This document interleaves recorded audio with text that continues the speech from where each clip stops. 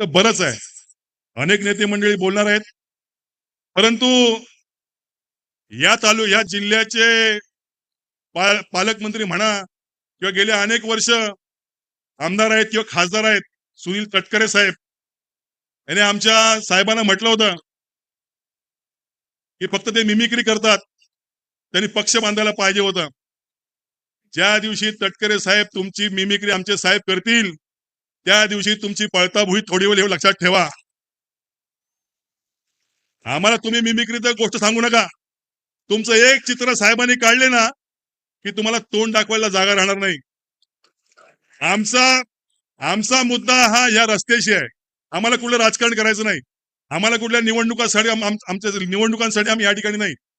गेल्या 5-6 वर्षापासून आम्ही लढतोय आणि या पुढेसाठी लढत राहू. आमचा मुद्दा आज शांततेने आम्ही जागर यात्रा काढली आमिरजींच्या माध्यमातून. अतिशय उत्तम. लोक रस्त्यावरती उतरले, त्यांनी आपली चीड राग व्यक्त केला. मला एवढंच सांगायचं, ही जी खोटी आश्वासन आहेत यांची एक लेन काय गणपतीपुरी पूर्ण होणार नाही. यांना गणपतीपूर्वी एक शॉट द्यावाच लागेल, हे या ठिकाणी सांगतो. कोकणी माणूस काय जो आहे तो गणपतीपूर्वी यांना दिसेल. येणाऱ्या 2024 साठी सन्माननीय राजसाहेब ठाकरे यांच्यासाठी आपण गाराणं घाला आणि बहुसंख्य आमदार या कोकणामध्ये निवडून आणा, एवढे एक वचन, एवढी एक आपल्याला आवाहन करतो. या ठिकाणी थांबतो. धन्यवाद. जय हिंद, जय महाराष्ट्र.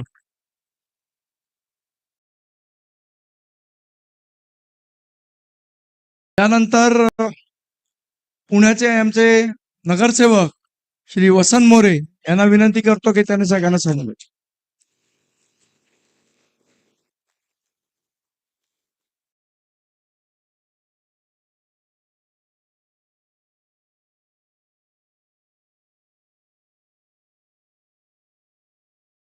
धन्यवाद. आत्ताच मला अविनाश दादांचा फोन आला की तात्या तुला बोलायचंय म्हणून. मी इथून 3 किलोमीटर लांब होतो.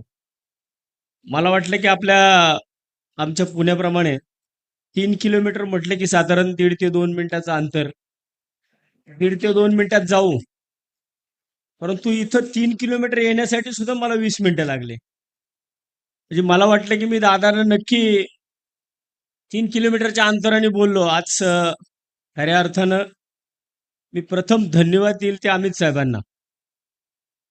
कारण आज 13 किलोमीटर आम्ही कंप्लीट चाललो.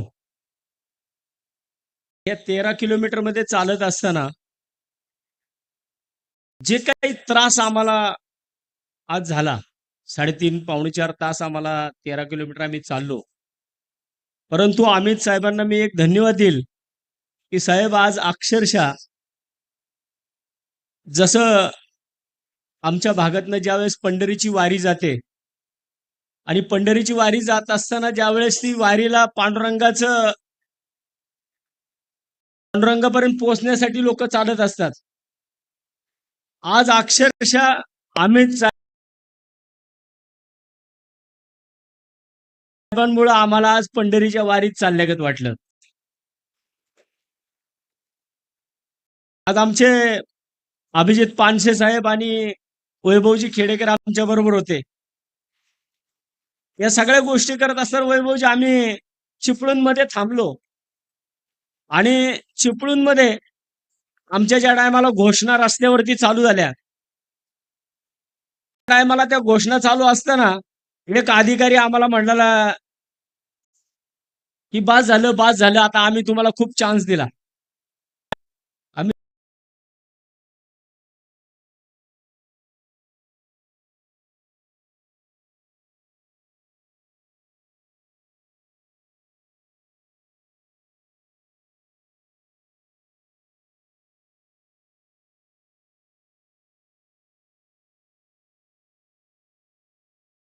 त्या ठिकाणी त्या अधिकाऱ्याला सांगितलं की साहेब आम्ही 2 मिनिटं रस्त्यामध्ये उभे. दादानी मगाशी एक ट्विट केलेलं मी पाहिलं की ज्या रस्त्याला तिथं जो पूल आहे, दादा येताना तो पूल पाहिला आम्ही आता, की तिथं म्हटलं होतं की हँगिंग गार्डन आहे की काय, परंतु ते हँगिंग गार्डन नव्हतं. तो ब्रिज होता, ज्या ब्रिजला गेल्या अनेक वर्ष हायवेचा ब्रिज आहे, गोवा हायवेचा ब्रिज आहे. म्हणजे आपण विचार केला पाहिजे की 17 वर्ष प्रभू श्रीरामचंद्रांचा वनवास सुद्धा 14 वर्षामध्ये संपला होता. परंतु 17 वर्ष झाले तरी कोकणी माणसाचा वनवास आजही संपायला तयार नाहीयेत.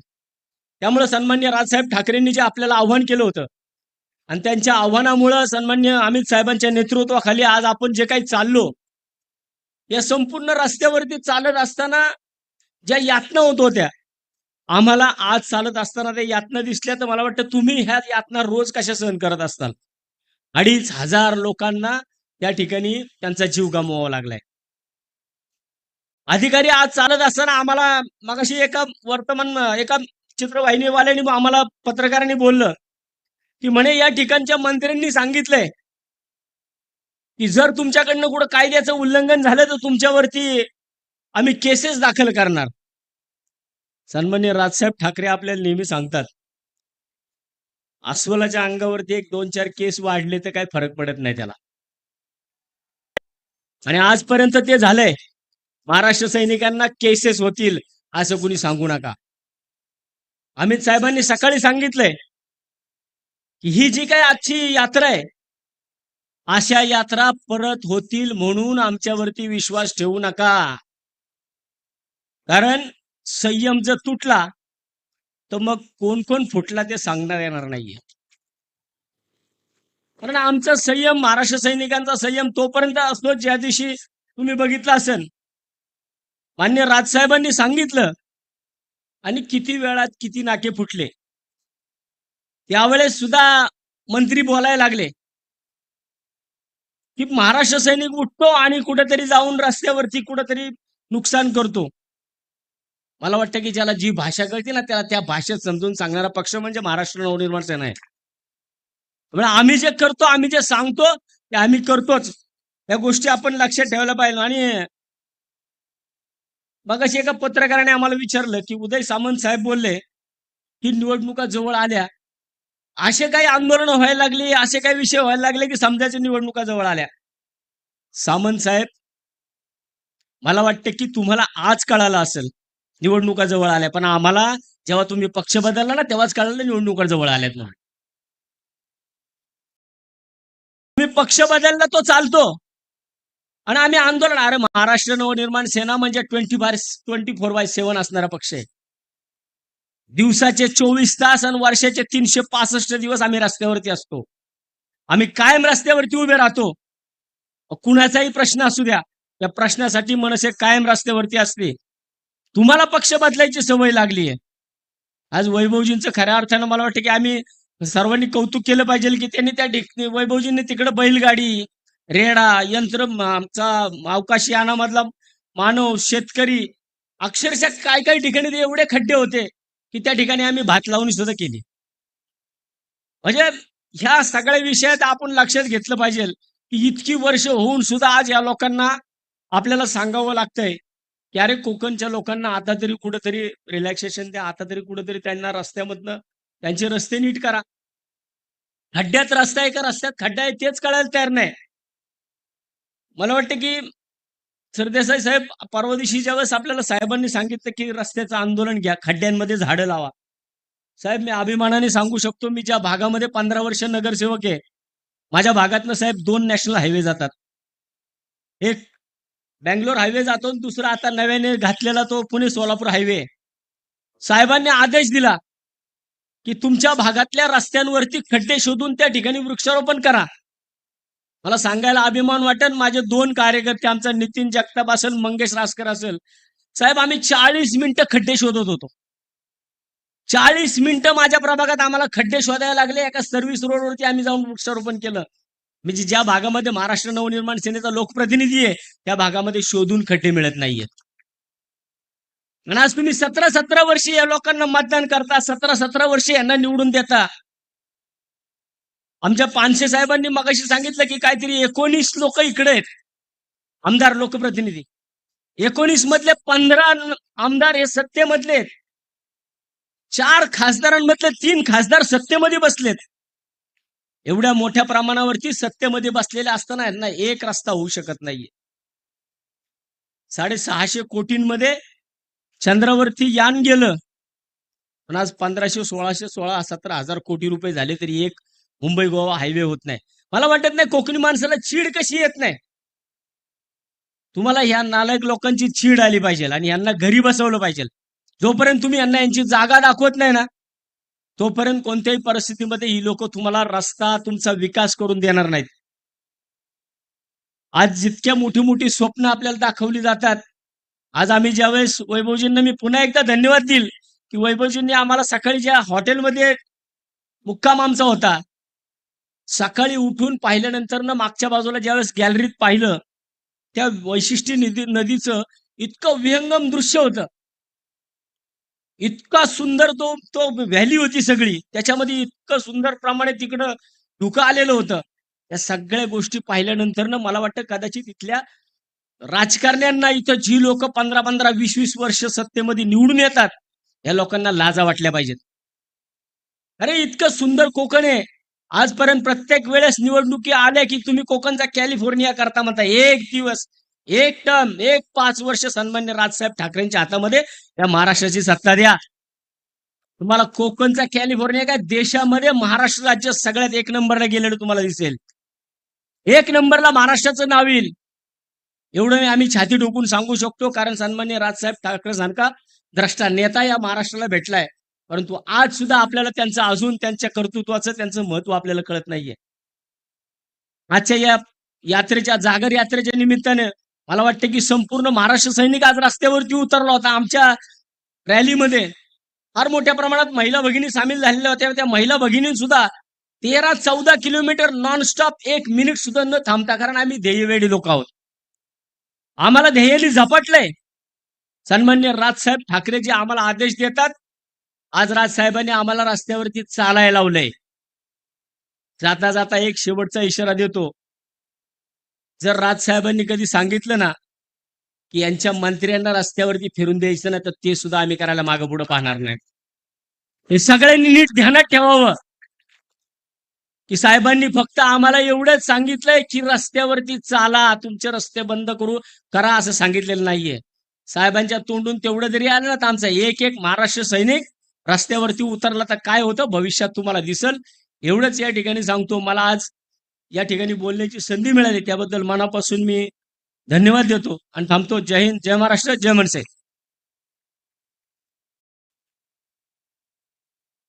यानंतर मी संदीप दादा देशपांडे यांना विनंती करतो की त्यांनी या ठिकाणी त्यांचं मनोगत व्यक्त करावं.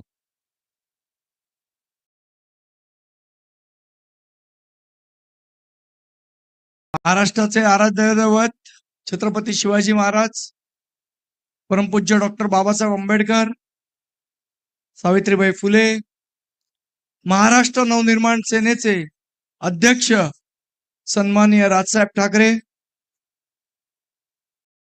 तसंच या संपूर्ण जागर यात्रेसाठी सर्वजण जमलेले नेतेगण, सर्व महाराष्ट्र सैनिक. आपण सगळ्यांनी लहानपणी अरेबियन नाईट्स नावाची गोष्ट ऐकली असेल. ऐकलीये? अरेबियन नाईट्स ऐकलीये का?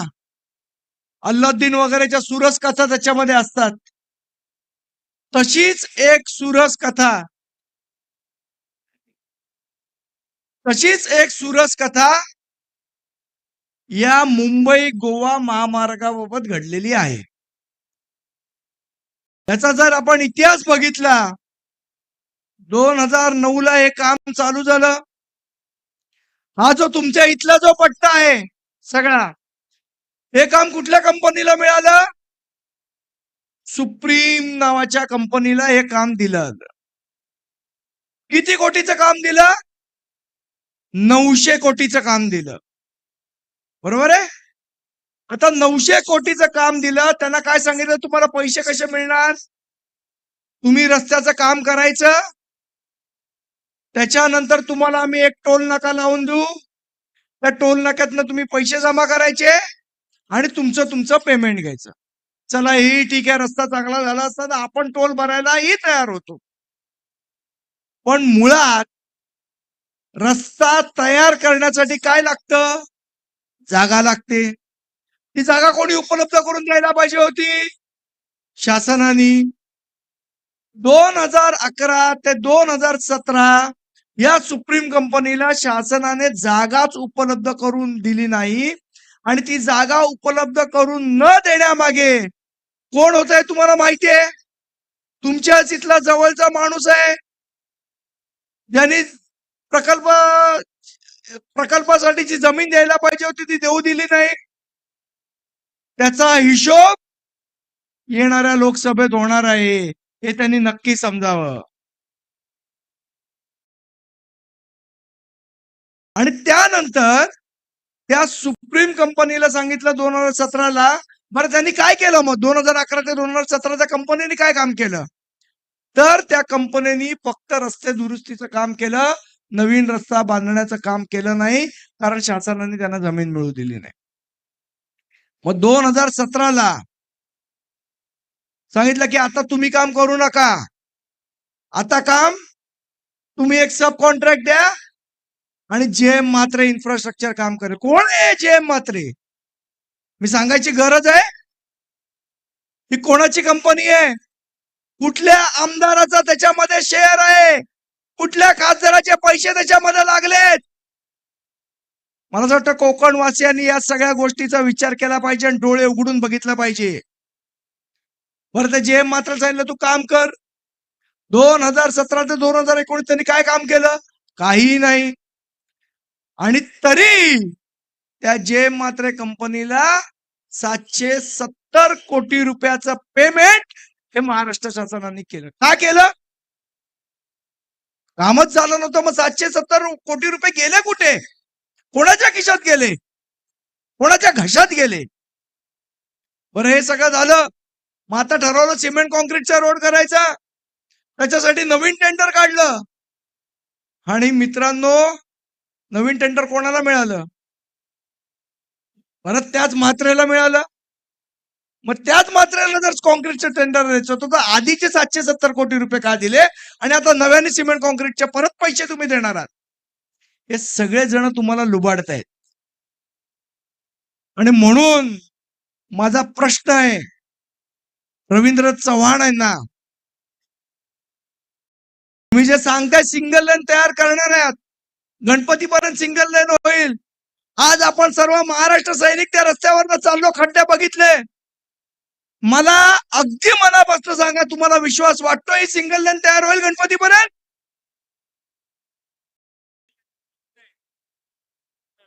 माझा रवींद्र चव्हाणांना आव्हान आहे, जर गणपतीपर्यंत दुपट्टी न लावता जर सिंगल लेन तयार केली तर आम्ही सर्व महाराष्ट्र सैनिक तुमच्या घरी येऊन तुमचा सत्कार करू. पण जर ती सिंगल लेन नाही तयार झाली तर महाराष्ट्र सैनिक कोकणामध्ये तुम्हाला फिरू देणार नाही, तुमची गाडी येऊ देणार नाही. हे पण तुम्ही लक्षात ठेवलं पाहिजे.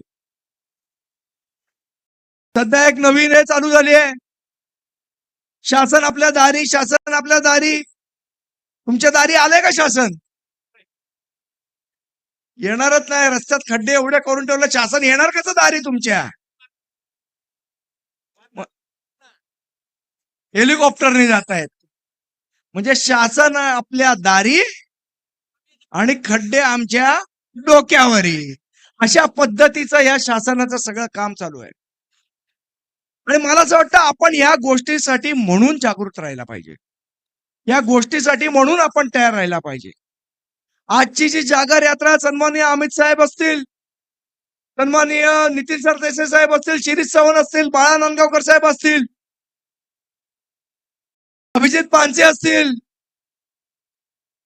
संपूर्ण महाराष्ट्रामधून महाराष्ट्र नवनिर्माण सेनेचे नेते एका प्रेमापोटी या कोकण नगरीमध्ये आले. याचं कारणच हे होतं की जर समृद्धी महामार्ग 4 वर्षात बनवू शकतो तर आमच्या कोकणवासियांनी काय पाप केलंय? दुसरी महत्वाची गोष्ट म्हणजे याच्यात मी काही कंपॅरिझन करत नाही. कुठलाही अपघात हा वाईटच, कोणाचा जीव जाणं हा वाईटच, त्याच्याबद्दल दुमत असूच शकत नाही, अतिशय वाईट गोष्ट आहे. पण दुजाभाव कसा केला जातो ते बघा. आणि आपले लोकप्रतिनिधी ज्यांना आपण इतके वर्ष कोकणात निवडून देतोय, हे कसे थोबाड बंद करून बसलेत ते बघा. समृद्धी महामार्गावर अपघात झाला, तिथल्या लोकांना तुम्ही 5-5 लाख रुपये दिले. मग आमच्या या रस्त्यावर खड्ड्यामुळे इतक्या लोकांचा जीव गेला, किती रुपयाचं कॉम्पन्सेशन शासनाने दिलं तुम्हाला? इतक्या लोकांचे खड्ड्यात पडून ऍक्सिडेंट झाले, कोणाचा हात तुटला, कोणाचा पाय तुटला, तो घरी बसला की नाही? हातपाय तुटल्यावर माणूस काम करू शकतो का? घरी बसला ना.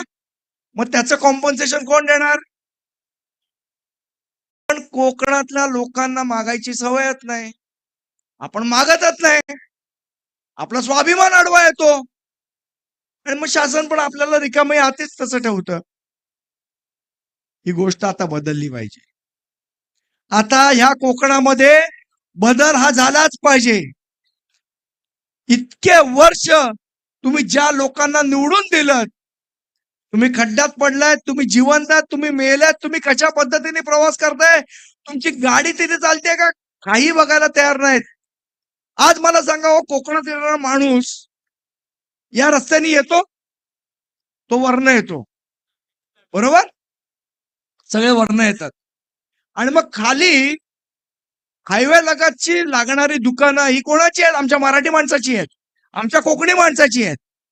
त्या दुकानात कोण जाणार? त्या हायवेवरची हॉटेल कशी चालणार? सन्माननीय राजसाहेबांचं आगमन झालेलं आहे. फक्त 2च शब्द सांगतो तुम्हाला, यापुढे सन्माननीय राजसाहेबांच्या नेतृत्वाखाली कोकणामध्ये बदल हा झाला पाहिजे आणि यासाठी तुम्ही सगळ्यांनी तयार असलं पाहिजे. सन्माननीय राजसाहेबांचं इथे आगमन झालेलं आहे. जोरदार टाळ्याने आपण त्यांचं स्वागत करूया. महाराष्ट्र नवनिर्माण सेनेचा सन्माननीय राजसाहेब ठाकरेंचा.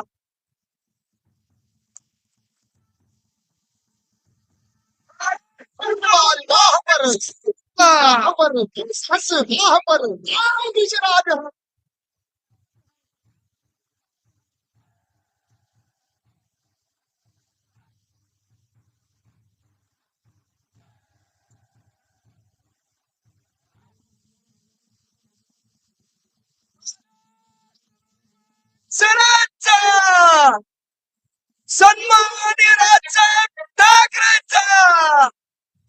माऊली रेती ससावली वेळू कुठे रावली शिवशंकर हा युक्तीची मंत्रणा युक्तीची यंत्रणा राजसाहेबांचं इथे आगमन झालेलं आहे.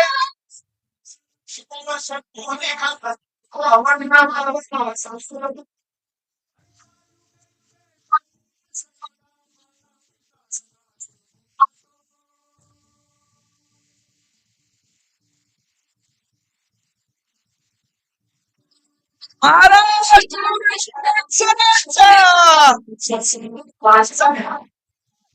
ठाकरेंचा.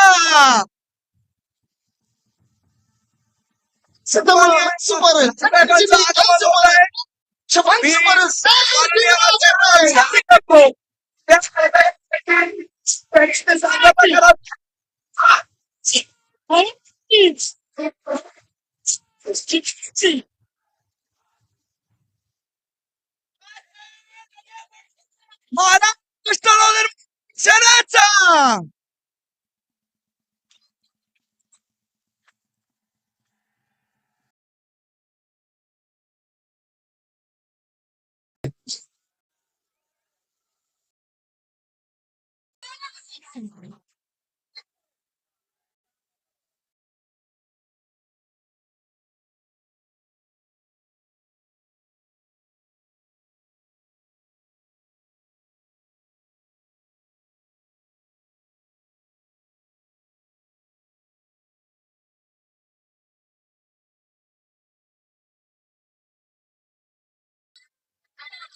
जमलेल्या माझ्या सर्व कोकणी बांधवांनो, भगिनींनो आणि मातांनो,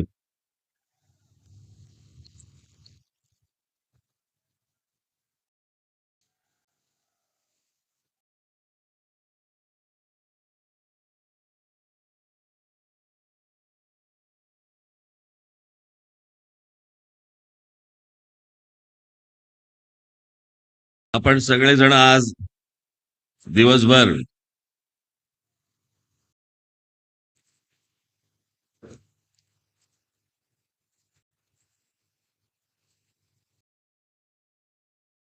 मुंबई गोवा हायवेच्या वेगवेगळ्या टप्प्यांमध्ये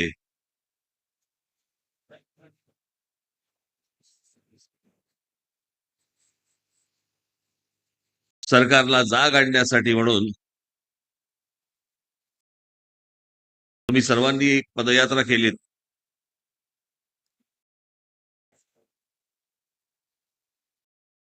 पदयात्रा हा साधारणपणे एक तसा सभ्य मार्ग असतो. पण आपल्या पक्षाचं धोरणच आहे की पहिल्यांदा हात जोडून जा, ऐकलं नाही तर हात सोडून जा.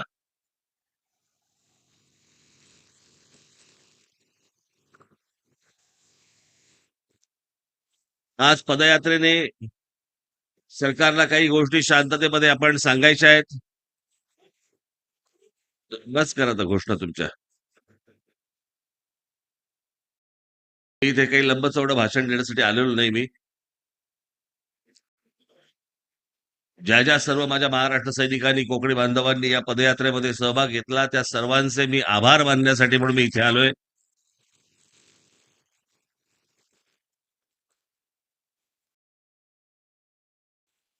मध्यंतरी माझी शस्त्रक्रिया झाली नसती तर मीही चाललो असतो.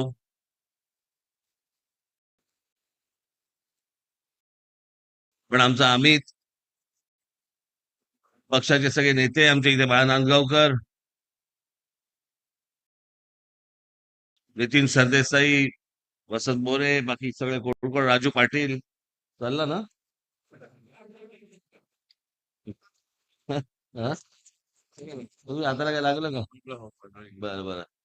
हे सर्व मंडळी, तुम्ही सर्वजण या रस्त्यांवर चालले. काय चाळण झाली रस्त्याची.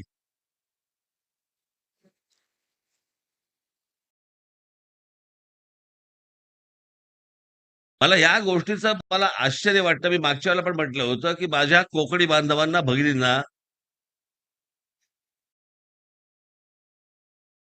गेले अनेक वर्ष हे सगळे खड्डे सहन करावे लागतायत. याचा तुम्हाला राग कसा येत नाही? आणि राग न येता तुम्ही त्याच लोकांना मतदान करत राहता. 30-30 माणसं तुम्ही निवडून देता आणि ते तुमच्या आयुष्याचा खेळ करून ठेवतात. या रस्त्यावरती खड्ड्यांमुळे किती अपघात झाले, किती माणसं गेली असतील.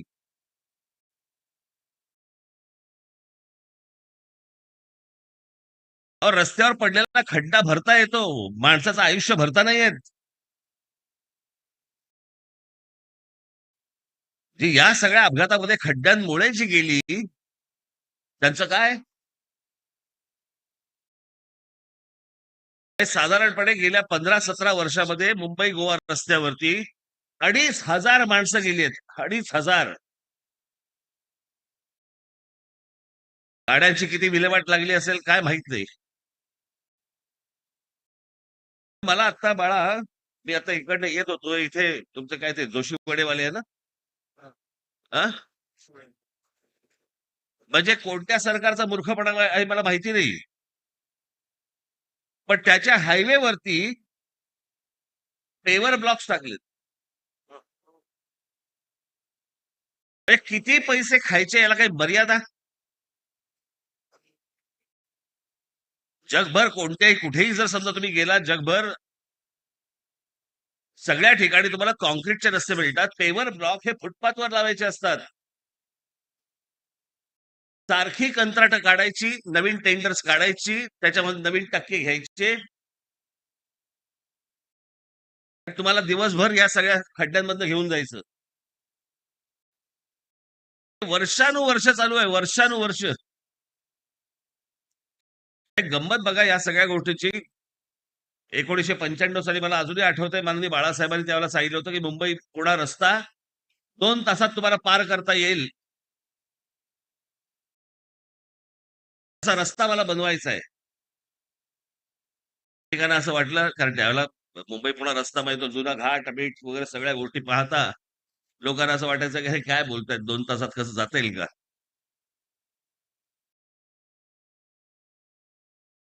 नेहमी सांगत आलो ना, महाराष्ट्र हा नेहमी पुढारलेलाच होता. प्रत्येक वेळेला या महाराष्ट्राने देशाचं प्रबोधन केलं. प्रत्येक वेळेला या महाराष्ट्राने देशाला दिशा दाखवली. मुंबई पुणा एक्सप्रेस हायवे झाल्यावरती देशाला कळलं की अशा प्रकारचा रस्ता बांधला जाऊ शकतो. आणि नितीनजी गडकरी माननीय बाळासाहेबांच्या आशीर्वादाने, संकल्पनेतनं नितीनजी गडकरी यांच्या पुढाकाराने, त्यावेळेला ते पीडब्ल्यूडीचे मिनिस्टर होते, हा मुंबई पुणा रस्ता झाला. आणि मुंबई पुणा रस्ता झाल्यावरती आपल्या देशाला कळलं असा रस्ता होऊ शकतो. आणि मग देशामध्ये चांगले रस्ते व्हायला सुरुवात झाली. ज्या महाराष्ट्राने हा आदर्श घालून दिला, त्या महाराष्ट्रामधला मुंबई गोवा रस्ता हा असा.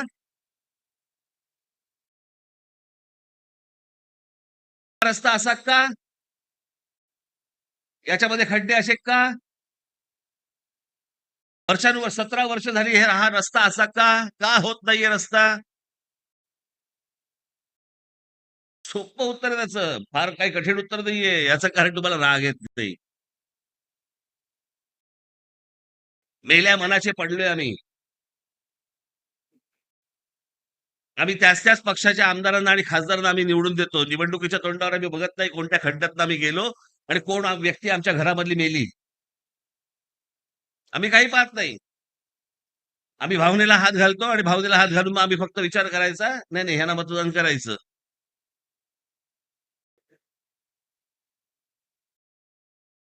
इतकी वर्ष आम्ही काय भोगतो त्याचा विचार पण साधा करायचा नाही.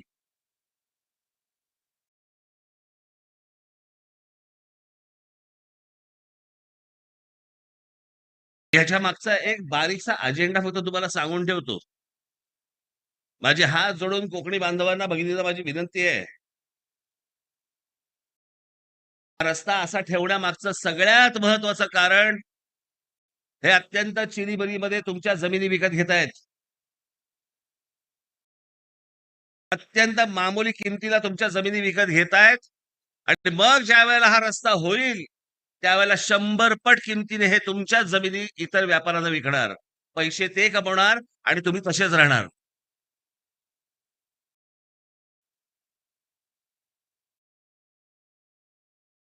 हे सगळे जे आणि आपल्याकडे कुंपणच शेत खात आहे, बाहेरची लोक नाही आहेत. आपल्याच लोकांकडे जाऊन अत्यंत मामूली किमतीमध्ये जमिनी विकत घेतायत आणि या व्यापाऱ्यांना विकतायत करोडो रुपयामध्ये. त्यावेळेला दळणवळण ज्यावेळेला चांगलं होतं ना, रस्ता वगैरे ज्यावेळेला चांगला होतो ना, त्यावेळेला आजूबाजूच्या जमिनींचे काय भाव होतात हे गणित एकदा जरा समजून घ्या.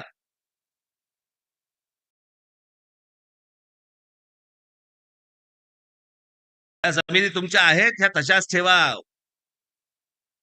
आज ना उद्या रस्ता होईल आणि हा रस्ता झाल्यानंतर त्याची किंमत ही तुम्हालाच मिळेल, तुमच्या येणाऱ्या पुढच्या पिढ्यांना मिळेल. या व्यापाऱ्यांच्या हाताखाली घालू नका या जमिनी तुमच्या. त्यांना काय रट्टे लावायचे ते आम्ही लावू.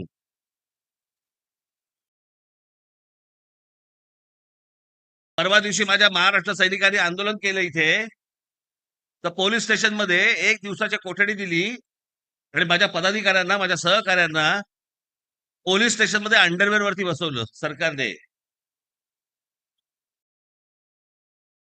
सरकार कोणतेही असो, आजचं असो किंवा कालचं असो, मला फक्त त्यांना एवढंच सांगायचं आहे, सत्तेचा अमरपट्टा घेऊन कोणी आलेला नसतो.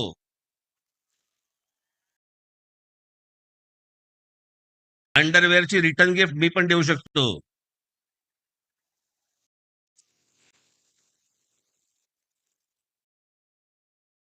फक्त विचार करा तो दिसतील कसे.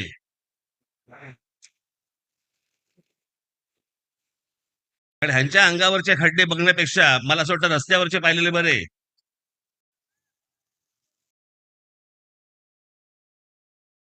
माझी सर्व तुम्हा बांधवांना, भगिनींना माझी विनंती आहे, असेच जागृत राहा. पुढे काय करायचं हे लवकरच तुम्हाला सांगेन, लवकरच तुम्हाला कळवेन. सगळे पेपर काय आज फोडायचे नसतात, परंतु तुम्ही सगळेजण इतक्या मोठा 20-20, 25-25 किलोमीटर तुम्ही सगळेजण चाललात. मी तुम्हा सगळ्यांना लाख लाख धन्यवाद देतो. असेच जागृत राहा. जर कुठे आपला कोकणी बांधव भगिनी कुठे जर फसत असतील तर त्यांना जागृत करा. पुढे या रस्त्यांबद्दल फक्त काय रस्ते काय मुंबई गोवा रस्त्यावरतीच आहेत अशांना भाग नाही. मुंबई नाशिक रस्ता पण बघा.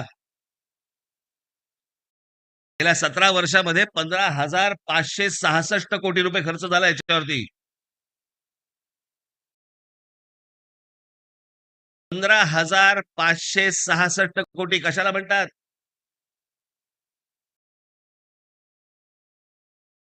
आणि 650 कोटी रुपयामध्ये चंद्रयान गेलं.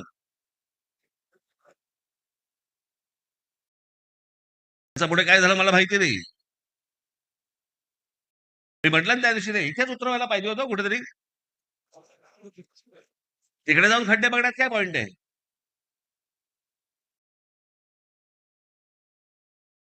हे सगळे तुम्हाला लुटतायत, लुबाडतायत. या सगळ्या गोष्टी मी ज्या सांगतोय याचा प्लीज कृपा करून तुम्ही ह्या गोष्टींचा विचार करा